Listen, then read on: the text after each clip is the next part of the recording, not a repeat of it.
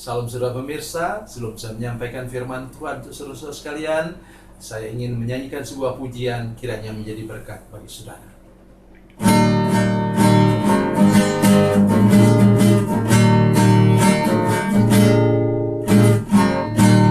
Terdengar sayup-sayup senandung merdu,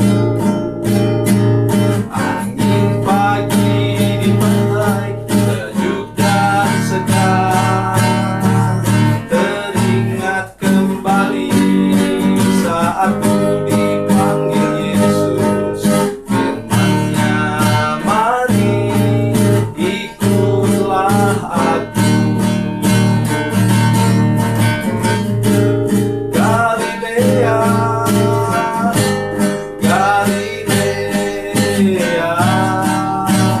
ku tinggalkan semuanya yang ku kasihi dulu. Ku berpaling segera dan menjadi muridnya. Ku ikut Dia, Yesus Tuhan.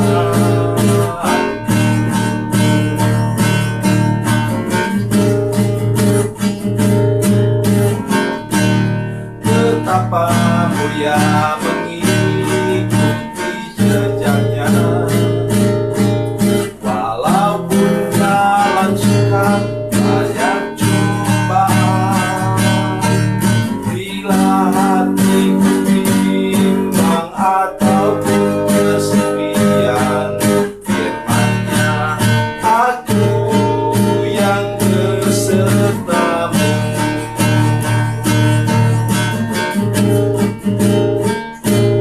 Galilea, Galilea, ku tinggalkan semuanya yang ku kasihi dulu. Ku berpaling segera dan menjadi muridnya. Ku ikut Dia, Yesus Tuhan.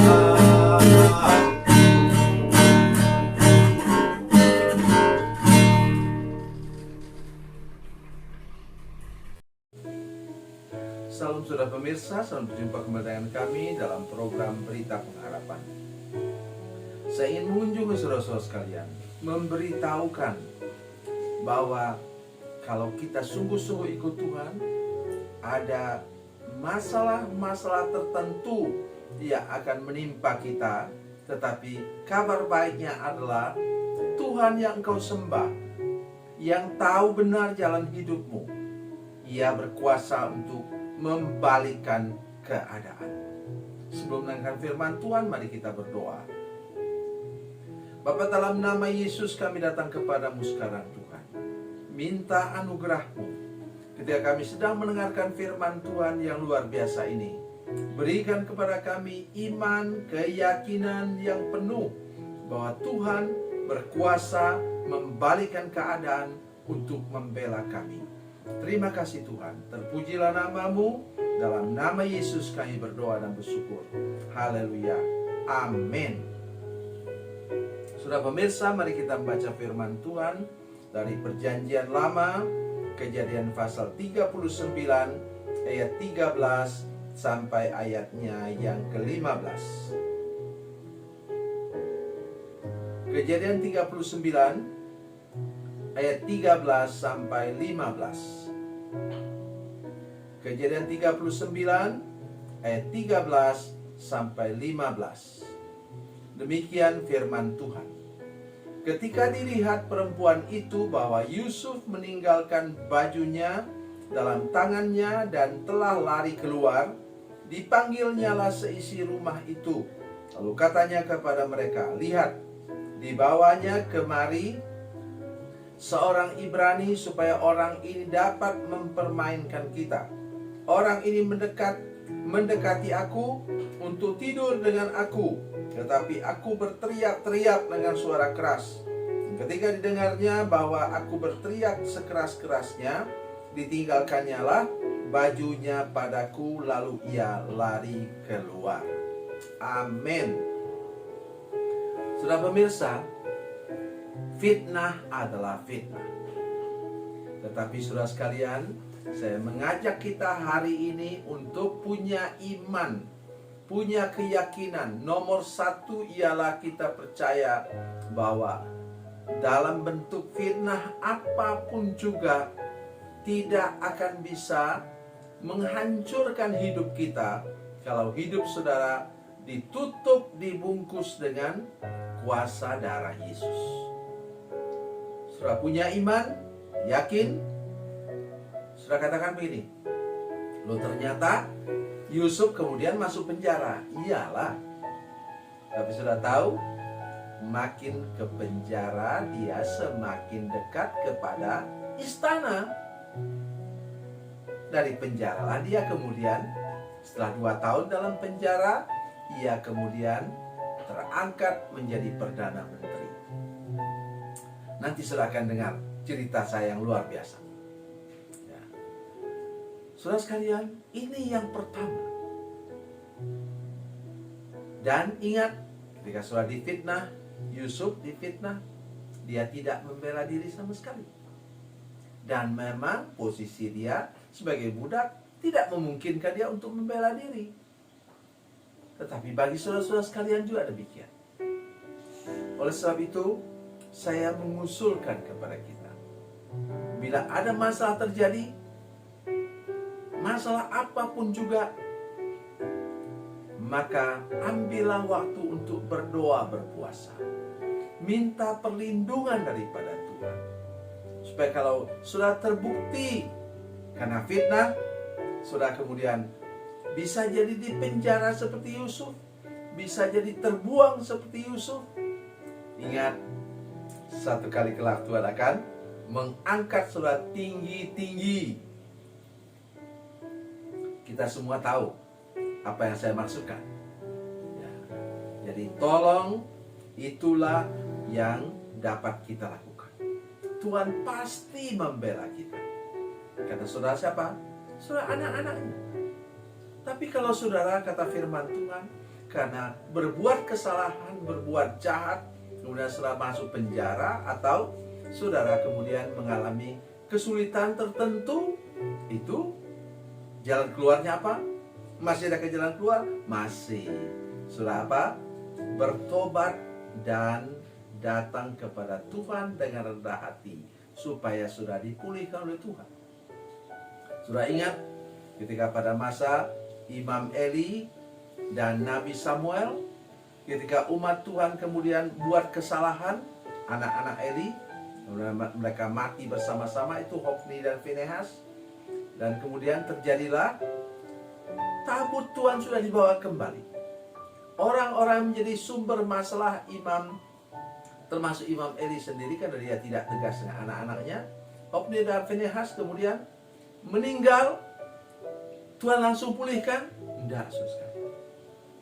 20 tahun kata Alkitab, sampai mereka betul-betul sudah beres hidup dan hatinya, baru kemudian Tuhan memulihkan mereka. Dan itu pun lewat jalur apa? Pertobatan massal dari umat Tuhan, umat Israel. Baru kemudian Tuhan pulihkan mereka sempurna. Sekarang saya ingin menolong kita semua hari ini. Ya. Dan bila seperti Yusuf, saudara, sama sekali tidak ada kesalahan. Bahkan fakta itu diputar balik oleh istri Potifar. Apa yang terjadi, saudara sekalian? Saudara melihat Yusuf dijebloskan ke penjara, tapi kata Alkitab, karena dia disertai oleh Tuhan, dia menjadi kesayangan kepala penjara. Dia diangkat jadi asisten, mengurus segala sesuatu dalam penjara. Coba saudara bayangkan. Dan yang luar biasa ialah setelah 2 tahun kemudian, dia diangkat menjadi Perdana Menteri Mesir. Luar biasa. Luar biasa.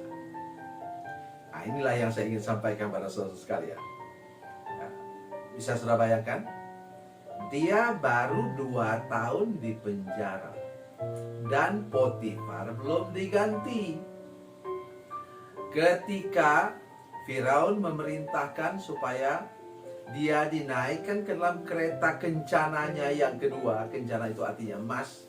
Kereta emasnya yang kedua untuk Yusuf, dan seseorang diperintahkan untuk berlari di depan kuda itu, ya, dan berteriak bahwa inilah orang yang nanti diangkat menjadi Perdana Menteri Mesir. Sudah tahu siapa yang berlari itu? Yang berlari itu ialah Potifar. Yang berlari di depan Yusuf itu Potifar. Ketika istri Potifar yang tadi memfitnah Yusuf melihat suaminya menarik itu kuda dan kemudian berteriak-teriak katakan Yusuf adalah calon Perdana Menteri Mesir, maka istrinya kemudian kejang-kejang. Pulang dari situ, Potifar langsung mohon diri kepada Firaun dan dia pergi ke tempat yang jauh, mungkin ke luar negeri. Saya dengar? Mungkin sudah pikir saya berhayal. Tidak, saudara sekalian. Ini perhitungannya. Dan kalimat terpenting ialah, saudara sekalian, jangan pernah memfitnah orang. Alkitab katakan dalam Galatia pasal 6 ayat 7 katakan, apa yang ditabur orang itu akan dituainya. Mari kita hari ini menjaga diri baik-baik, dan bila sudah termasuk korban dari fitnah, serahkan diri kepada Tuhan. Berdoalah sungguh-sungguh kepada Tuhan. Satu kali kelak Tuhan akan membalikkan keadaan. Tuhanmu, Tuhan yang engkau sembah, Tuhan Yesus Kristus, Ia berkuasa membalikkan keadaan. Tuhan bukan hanya Tuhan yang pegang kendali, tapi Tuhan yang bisa membalikkan keadaan. Sudah ingat tanda salib itu, saudara sekalian. Tanda salib. Tanda salib itu adalah tanda membalikkan keadaan, saudara sekalian. Apa itu? Dari minus menjadi plus. Tuhan akan mengangkat hidup secara luar biasa dan mempermalukan orang yang memfitnah, saudara sekalian. Karena itu pelihara rekam jejak, saudara sekalian. Pelihara baik hidup saudara setiap hari, sehingga bila ada fitnah datang, Tuhan akan membalikkan keadaan, sehingga apa yang ditabur orang terhadap saudara sekalian yang jahat akan dituainya sama juga seperti Potifar dengan istrinya. Saya percaya Tuhan memberkati saudara sekalian hari ini. Tuhan Yesus memberkati, Tuhan Yesus baik. Mari kita berdoa. Bapa, dalam nama Yesus, terima kasih banyak Tuhan untuk firman-Mu yang luar biasa ini. Tolong supaya ketika kami difitnah, kami dikatakan secara keji oleh orang-orang tertentu, buat kami kuat dan teguh seperti Yusuf, Tuhan, dan tidak pernah membela diri. Kami berdoa, biarlah kami menjadi orang yang nampak bodoh di hadapan manusia, karena kami percaya bahwa apa yang ditabur orang itu akan dituainya, dan Tuhan berkuasa pegang kendali dan membalikkan keadaan untuk memberkati hidup kami. Dalam nama Yesus, haleluya, amin.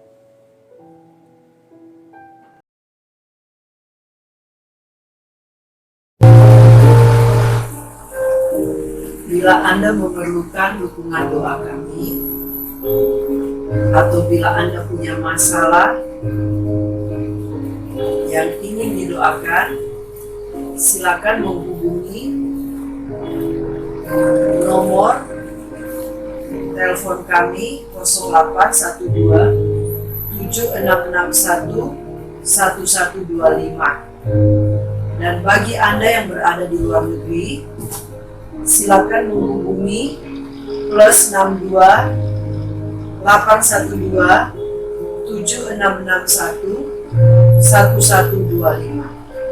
Tuhan Yesus memberkati, Tuhan Yesus berkati.